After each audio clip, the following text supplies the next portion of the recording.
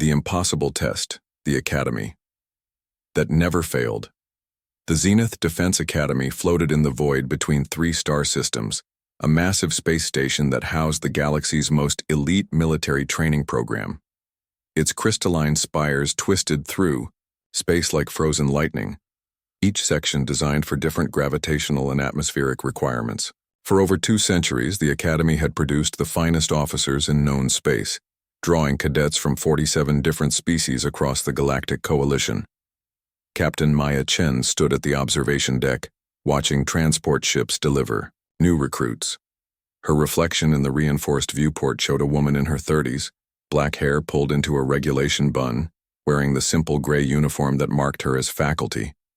What the reflection didn't show was the weight of being the first human ever appointed as an instructor at Zenith Academy.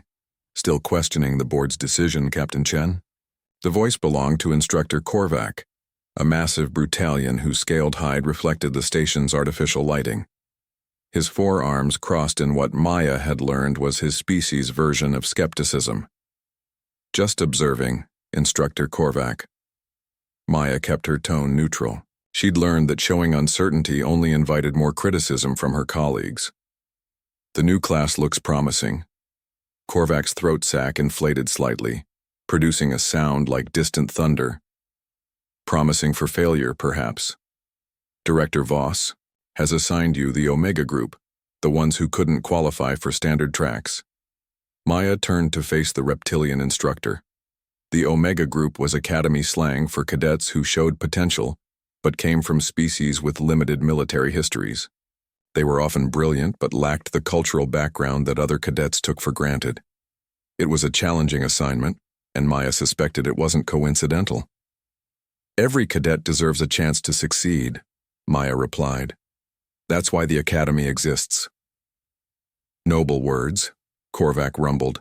We shall see if your primitive methods can succeed where proper instruction has failed. As Korvac lumbered away, Maya returned her attention to the arriving ships. She knew the statistics. Humans had only joined the Galactic Coalition 15 years ago, making them one of the newest member species.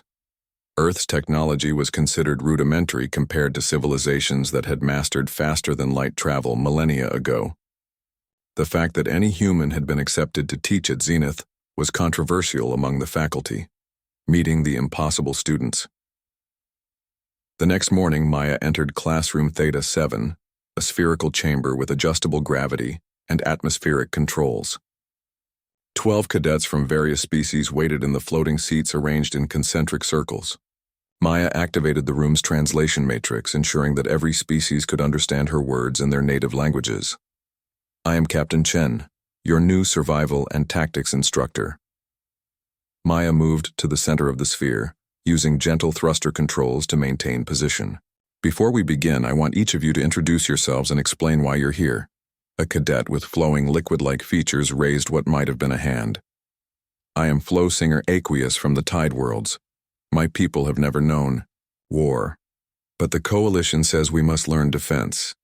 Next spoke a crystalline being whose voice chimed like musical glass.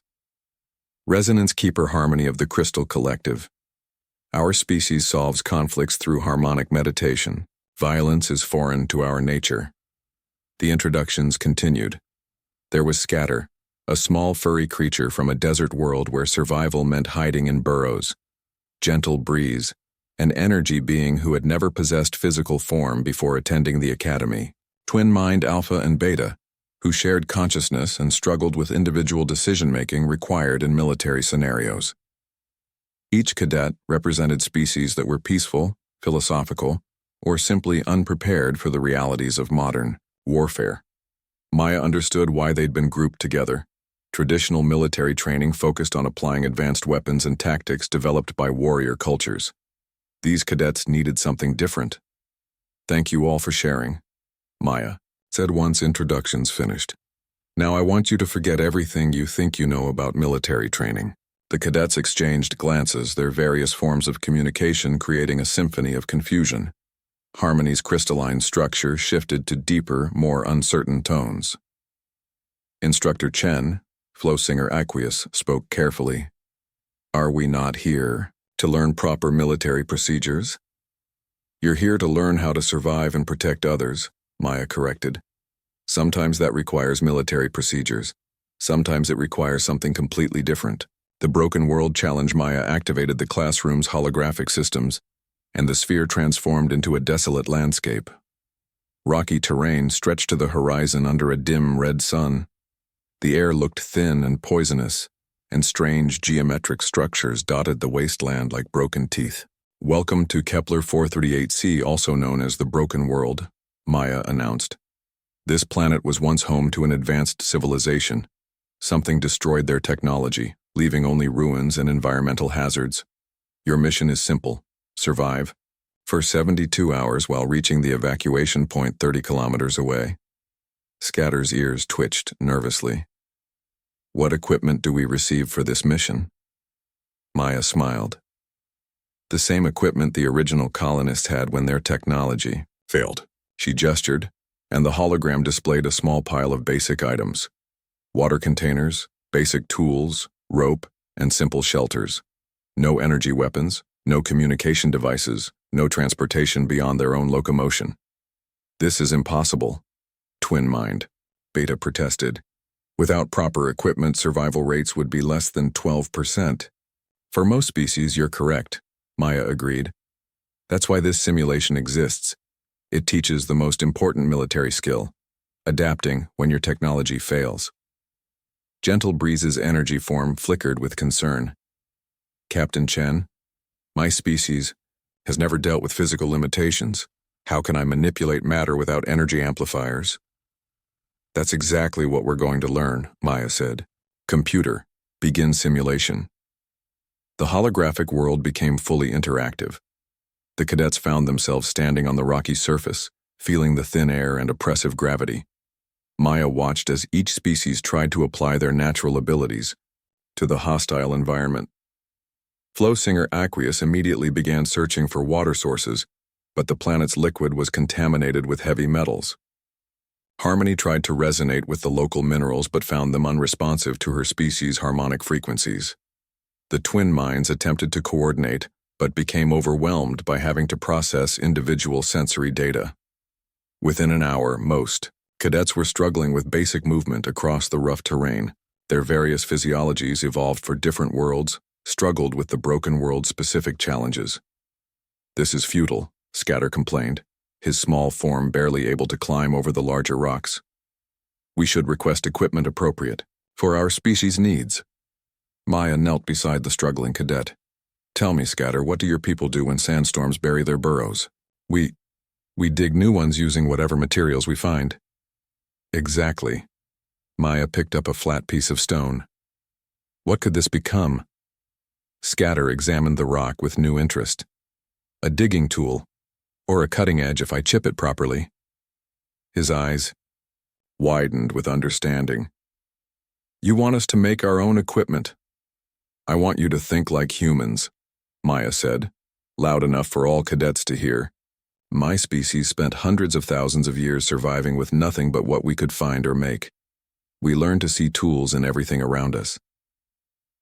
Learning to think differently, Maya began demonstrating basic human survival techniques adapted for each species' capabilities.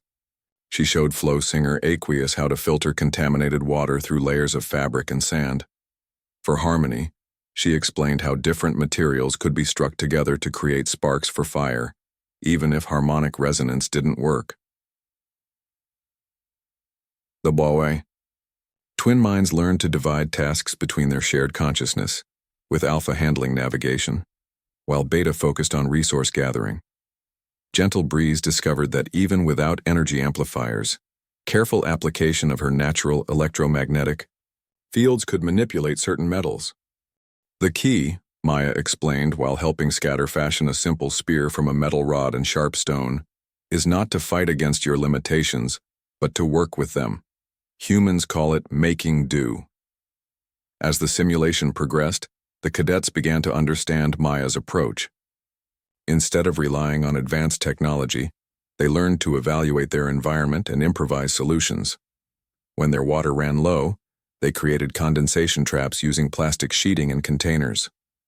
When the temperature dropped at night, they built shelters using salvaged materials and body heat sharing techniques. Captain Chen?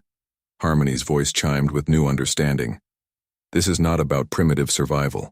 This is about creative problem solving. Every problem has a solution, Maya agreed. Sometimes it's a complex technological one. Sometimes it's as simple as putting a rock on a stick. The important thing is being able to see both possibilities. By the second day of simulation, the cadets were working together effectively.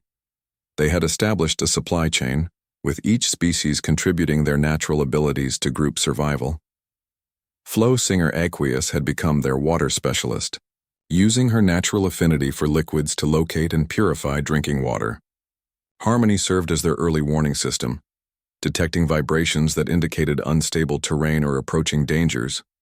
The twin minds coordinated group movement, while Scatter had become unexpectedly skilled at finding hidden resources in the ruins. Gentle Breeze learned to use her energy form for reconnaissance, scouting ahead while the others rested. "You're beginning to think like a team," Maya observed as they made camp on their second night. "More importantly, you're learning to think like survivors." The first success on the third day, the cadets faced their biggest challenge yet. The holographic simulation presented them with a chasm too wide to jump and too deep to climb around. Traditional academy training would have provided grav lifts or climbing equipment. Maya's cadets had only basic supplies and their ingenuity. "We could request assistance," Twin Mind Alpha suggested. "Or we could solve this ourselves," Scatter replied, surprising everyone with his confidence. He had changed during the simulation, growing from a timid creature into someone willing to take risks. The cadets spent an hour analyzing the problem. Flo Singer Aqueous discovered an underground stream that had carved the chasm. Harmony found that certain rocks in the area had structural weaknesses that could be exploited. Gentle Breeze determined that metal debris from ancient structures could be shaped with patience. Together, they developed a plan. Using techniques Maya had taught them, they constructed a simple but effective bridge from salvaged materials. Metal, beams supported by carefully placed stone pillars spanned the gap. It wasn't elegant, but it worked. As they crossed their improvised bridge, Maya felt a surge of pride. These cadets, who had been dismissed as unsuitable for military training, had just accomplished something that would challenge advanced academy students. Resistance from above. When the simulation ended, the cadets emerged exhausted but triumphant. They had not only survived the full 72 hours, but had reached the evacuation point with time to spare. More importantly, they had learned to work together using principles they had never encountered in traditional military training. "Instructor Chen." Director Voss's voice carried the authority of someone who had commanded fleets across 3 sectors. The elderly Zentari's blue skin was marked with the ritual scars of a career military officer. "I need to speak with you, privately." Maya dismissed the cadets and followed the director to his office. The chamber was decorated with weapons and artifacts from dozens of military campaigns, representing the Academy's proud tradition of excellence. "The board has received complaints about your teaching methods," Director Voss began without preamble. "Several instructors believe you are wasting resources on substandard cadets." "With respect, Director, my cadets just completed a simulation with a success rate higher than most standard track groups, using primitive methods that have no application in modern warfare." The director activated a holographic display showing Maya's class statistics. "What happens when these cadets face enemy forces with advanced weapons? Will they throw rocks at plasma cannons?" Maya met his gaze steadily. "They'll find a way to win. That's what humans do." Director Voss studied her for a long moment.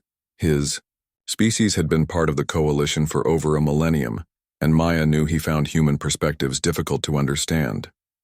"You have one more evaluation period," he finally said. "If your methods cannot produce results that match Academy standards, this experiment ends." Maya nodded, accepting the challenge. As she left the director's office, she was already planning the next phase of her cadets' education. They had learned to survive. Now they needed to learn to fight. But Maya had an idea that would prove human thinking wasn't just different. It was exactly what the galaxy needed. The true lesson when everything goes wrong. 3 weeks after Maya's meeting with Director Voss, the Zenith Defense Academy faced its greatest crisis in 2 centuries.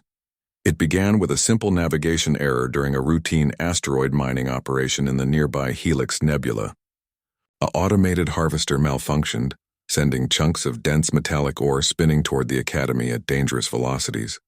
Maya was conducting an advanced problem-solving session with her Omega group when the first impact warning sounded.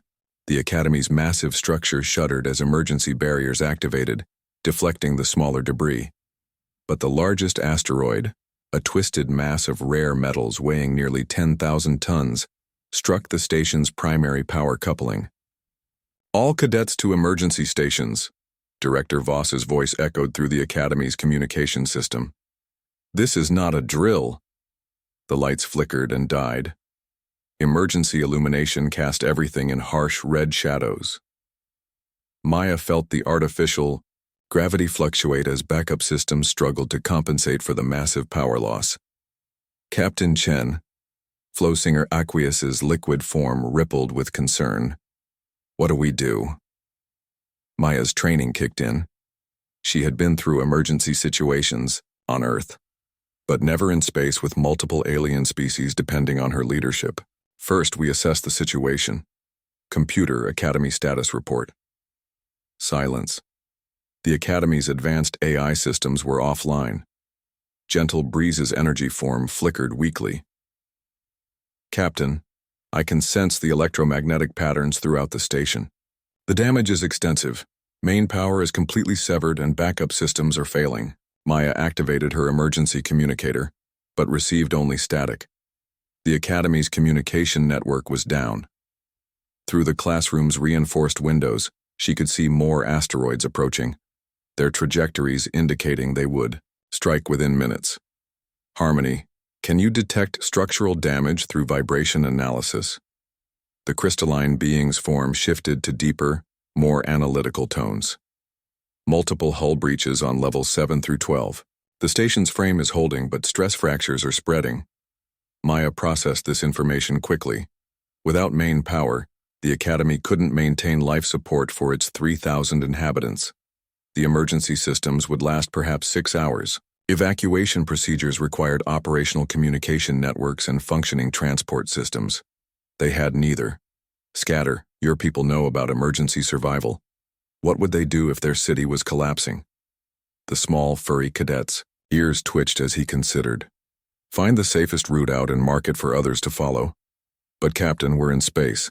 There is no out without ships." Maya smiled grimly. "There's always a way out. We just have to find it." The Academy in chaos, Maya led her cadets through corridors filled with confused and frightened beings from dozens of species. The Academy's rigid hierarchy had crumbled along with its power systems. Senior instructors who had commanded starfleets found themselves helpless without their technological support systems. They found Instructor Korvac in the main assembly area, his massive form silhouetted against the emergency lighting. Around him, other faculty members argued in a cacophony of languages and communication methods. "The transport bays are sealed," Korvac was saying, his throat sac inflated with stress. "Without main power, we cannot override the magnetic locks. We are trapped." "What about manual overrides?" asked Professor Thelvar, an insectoid whose compound eyes reflected the red emergency lights. "Manual systems require access codes that are stored in the central computer," replied Dr. Nexus, whose cybernetic implants had gone dark without power connection. "We are systematically locked out of our own station." Maya approached the group. "Instructors, I need to know the exact status of our evacuation systems." Korvac's scaled hide rippled with irritation. "Captain Chen, this is not a training exercise.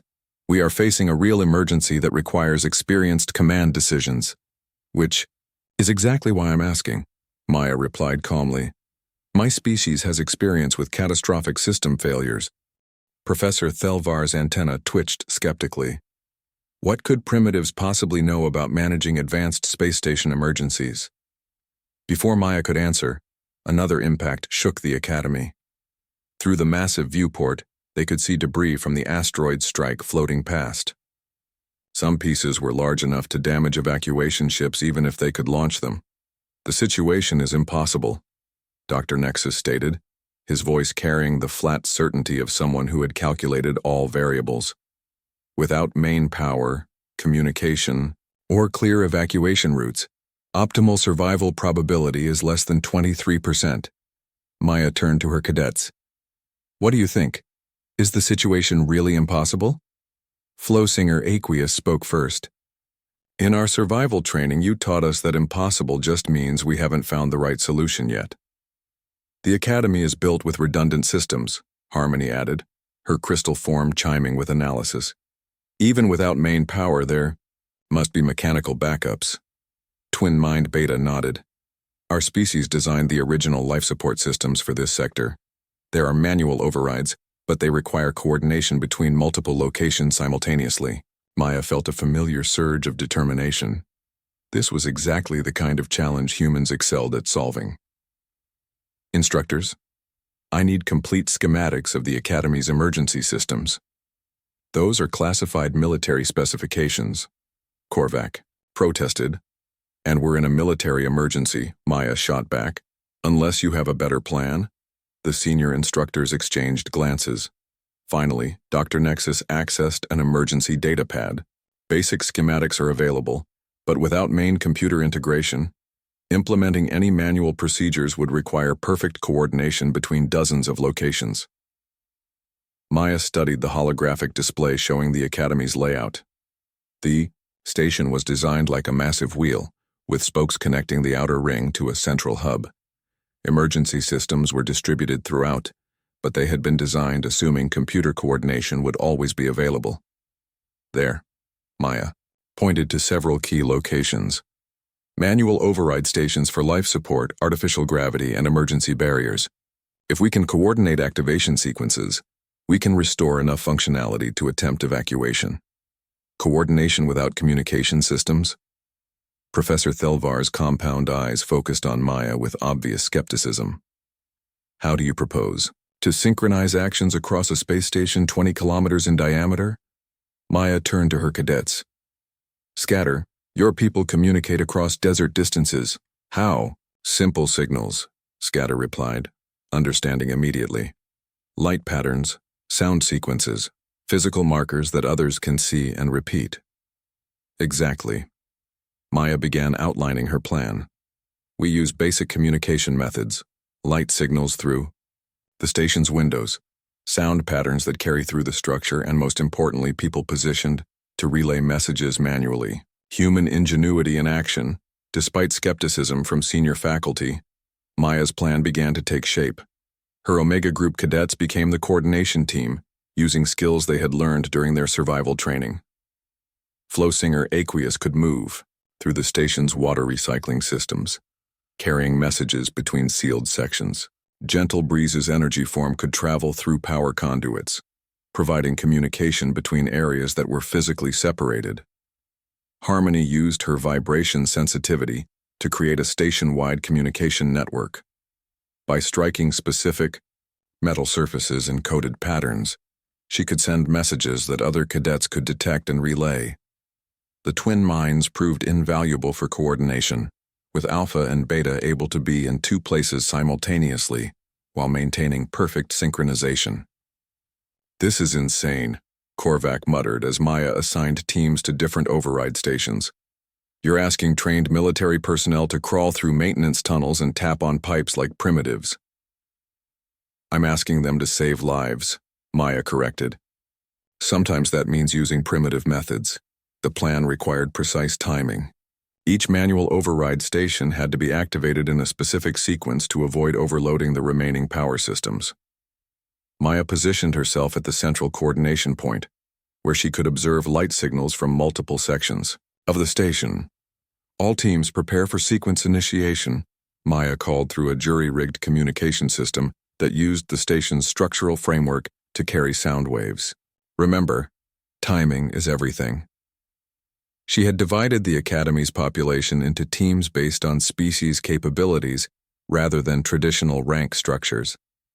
Beings who could see in low light handled the optical communication networks, Species with enhanced hearing managed the audio relay systems. Those with natural climbing abilities accessed the difficult-to-reach override stations. The first sequence began. Maya watched as lights blinked in patterns across the station's exterior, each signal indicating that a team had reached their assigned position. The coordination was complex, requiring dozens of simultaneous actions, but Maya had confidence in her unconventional approach. Life support manual activation in 3, 2, 1, now. Across the station, teams activated their assigned systems. Maya felt a slight change in air pressure as the manual life support systems came online. It wasn't perfect, but it would buy them additional hours. Gravity systems next, Maya announced. Artificial gravity in the outer rings needs to be synchronized, with central hub rotation. This sequence was even more challenging. If the timing was off by more than a few seconds, the gravitational stress could tear the station apart. Maya relied on the twin minds' ability to coordinate perfectly, using them as her primary timing reference. The gravity systems activated successfully, and Maya felt the familiar pull of artificial gravity stabilize beneath her feet. Around the coordination center, other faculty members watched with growing amazement as primitive communication methods accomplished what advanced computer systems could not. The real crisis. Just as Maya's teams had restored basic life support, sensors detected the approach of something far worse than asteroids. Gentle breeze, monitoring electromagnetic signatures through the station's power grid brought devastating news. Captain Chen, I'm detecting massive energy signatures approaching the Academy. The pattern matches Korvac raider ships. Maya's blood ran cold. The Korvac raiders were notorious pirates who preyed on disabled vessels. They must have detected the Academy's distress and seen an opportunity to capture valuable military technology and personnel. How many ships? Maya asked. At least 12 vessels approaching an attack formation. They'll reach us in approximately 30 minutes. The situation had become exponentially more dangerous. Even if Maya could complete the evacuation procedures, the Academy's defenseless evacuation ships would be easy targets for the raiders. The station's weapon systems required full power to operate, and restoring main power could take hours they didn't have. Director Voss approached Maya's coordination station. Captain Chen, your methods have been impressive, but we now face a military threat that cannot be solved with improvised communication systems. Maya studied the tactical display that Gentle Breeze had created using her electromagnetic senses. The raider ships were arranged in a standard pack formation, designed to overwhelm defensive systems through concentrated firepower. You're right, Director. This requires a military solution. Maya turned to address the assembled faculty and cadets, but not the kind you're thinking of. She began explaining her plan, and with each word, the expressions around her shifted, from skepticism to amazement to something approaching awe. You want to turn the Academy itself into a weapon? Dr. Nexus asked. I want to use the Academy's mass and momentum as tactical advantages, Maya corrected. We can't fight 12 ships with our disabled weapon systems, but we can make them think we're more dangerous than we actually are. The ultimate improvisation, Maya's final plan required everything her cadets had learned about improvisation and creative problem-solving. Using the same manual override systems they had employed for life support, they began redirecting the Academy's remaining power into unconventional applications. The Academy's mining laser, normally used for asteroid processing, was repositioned using manual controls. It couldn't match military-grade weapons, but it could create impressive light shows that might fool raiders into thinking the station was more heavily defended than it appeared. Scatter's team used maintenance equipment to create debris fields around the Academy, making it appear that a battle had already taken place.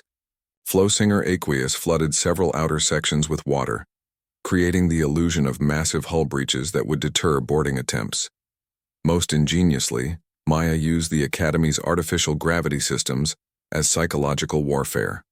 By rapidly adjusting gravitational fields in specific patterns, they created sensor signatures that mimicked the presence of hidden defensive installations. The raiders are demanding surrender, reported Gentle Breeze, who was monitoring their communication frequencies. They're offering to allow evacuation in exchange for surrendering the Academy's military database. Maya smiled grimly. Tell them, we're prepared to fight. The next 20 minutes tested every improvised system Maya's teams had created. The raiders approached cautiously, confused by the Academy's apparent defensive capabilities. Maya's psychological warfare was working, but she knew it wouldn't fool experienced pirates for long. Captain? Harmony's crystalline form chimed with urgent tones.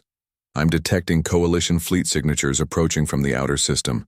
Help is coming, but they're still 40 minutes away. Maya felt a surge of hope, but 40 minutes was too long. The raiders would discover the Academy's deception long before rescue arrived. That's when Scatter made the suggestion that changed everything. Captain Chen, what if we don't wait for rescue? What if we go to them? Maya stared at the small cadet. Explain. The Academy is essentially a massive ship. If we can restart the main engines manually, we could accelerate toward the Coalition fleet. The raiders would have to choose between pursuing us or avoiding the arriving military forces. It was an impossible plan. The Academy had never been designed for rapid acceleration. Its massive structure could break apart under the stress. But Maya realized it was exactly the kind of impossible plan that humans specialized in making work. All teams, prepare for emergency engine start procedures, Maya announced. We're taking this Academy for a ride. Victory through madness, Iwan. Manual engine startup required even more precise coordination than the life support systems. Maya's teams had to simultaneously activate dozens of thruster controls while manually adjusting structural supports to prevent the Academy from tearing itself apart. As the massive station began to accelerate, Maya watched the raider ships react with confusion and alarm. No one had ever seen a space station attempt to maneuver like a starship. The psychological impact was enormous. Raider ships are breaking formation, Gentle Breeze reported. They appear to be retreating. Maya allowed herself a moment of satisfaction. The raiders had faced an opponent they couldn't understand or predict. Rather than risk battle with something so unpredictable, they chose to find easier targets elsewhere. 20 minutes later, Coalition fleet ships arrived to find the Academy, limping through space under improvised power, its hull scarred but its crew alive. The rescue fleet's admiral later described it as the most remarkable display of improvisational command he had witnessed in 4 decades of military service. The new curriculum 6 months after the Academy crisis, Maya stood once again in classroom, Theta 7. But now it was filled with cadets from every species in the Coalition. Her survival and adaptation techniques had become mandatory curriculum for all military trainees. Director Voss had not only approved Maya's methods, but had requested that she develop a comprehensive training program based on human problem-solving approaches. The Omega Group had been disbanded, not because it failed, but because its members had been promoted to advanced leadership tracks. Today, we're going to learn about thinking differently, Maya told her new class of mixed-species cadets. Not because your way of thinking is wrong, but because sometimes the best solutions come from perspectives you haven't considered. Flow Singer Aqueous, now wearing the insignia of a senior cadet, assisted with the lesson. Harmony had become Maya's teaching assistant, using her analytical abilities to help other cadets understand human problem-solving methods. The twin minds coordinated advanced simulation exercises, while Scatter had discovered a talent for leadership that surprised everyone, including himself. Captain Chen, asked a young Zentari cadet, why do humans always find solutions that seem impossible to other species? Maya considered the question carefully. Because we've learned that impossible just means no one has found the right approach yet. When you're willing to try anything, to use whatever materials are available, and to think beyond conventional limitations, you discover that most problems have solutions. They're just not always the solutions you expected to find. As the class began their first survival exercise, Maya reflected on how much had changed. The Academy still trained the galaxy's finest officers, but now they learned to value adaptation alongside advanced technology. They learned to see opportunities in limitations and to find strength in unconventional approaches. Most importantly, they learned that sometimes the best weapons weren't the most sophisticated ones, but the ones that nobody expected you to use. Q. Human approach to problem-solving had found its place among the stars, not by replacing advanced alien technologies, but by reminding the galaxy that intelligence without creativity was just elaborate ignorance. And in a universe full of unknown challenges, the ability to think differently wasn't just useful, it was essential for survival. In her final report to Coalition Command, Maya wrote, "Humans bring to the galactic community not superior technology or ancient wisdom, but something equally valuable: the absolute refusal to accept that any problem is truly unsolvable." This perspective, combined with the diverse capabilities of our coalition partners, creates possibilities that none of us could achieve alone. The Academy continued to float between the stars, its crystalline spires gleaming with renewed purpose.